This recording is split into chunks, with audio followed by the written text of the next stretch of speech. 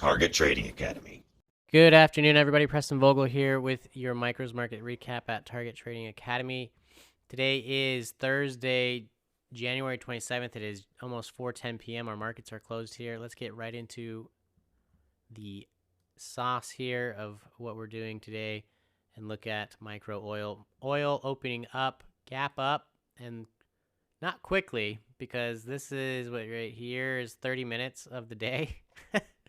So it took them a good 20 minutes or so to finally decide which way they wanted to go, and they kept up with it for quite a while before finding some support, rebounding inside of this area of ours here, and then struggling again towards the close. So they eventually made it below, finalizing their closing out here at, here's the close, at around 86.48, so net down for the day. There was one major winner that a lot of students took today in our markets, and that's this area here. I don't think any of them trailed it down this far. I could be wrong. Not everyone sends me their trades. However, the ones that we did get, they got it based off of our methodologies and our levels, and it was a monster winner in the end.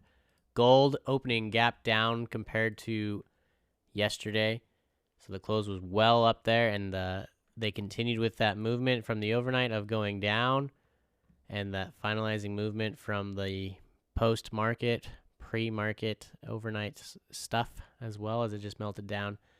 And they retested it once, and that was the last time they decided to look at that. So we don't know what they'll do tomorrow, if they'll try to correct in the overnight, or if they'll keep going with that downwards movement. But we did have a handful of entries in here as well, based off of our HVA methodologies that some students took. Now, our equities, they weren't as crazy as they have been this past week, but still quite a large range today. We opened inside of our main body of volume yesterday, so we weren't expecting a ton of movement right off the bat, and that's exactly what happened. We didn't get a ton of movement right off the bat.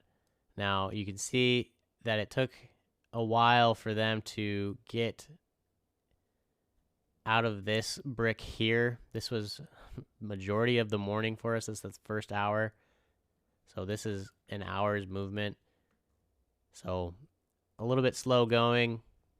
But they did make a high. Whoops, I kept going higher with that. Made a high, and then they retested it. And that's the last time that they went there and tested that again.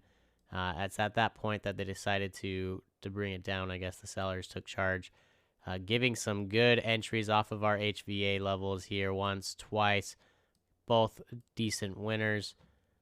Decent, I say those are more than decent. Those are really good winners there. But other than that, not as hectic or crazy as a prior day. We are technically down for the day compared to yesterday's close. So it is a net down day overall in our markets.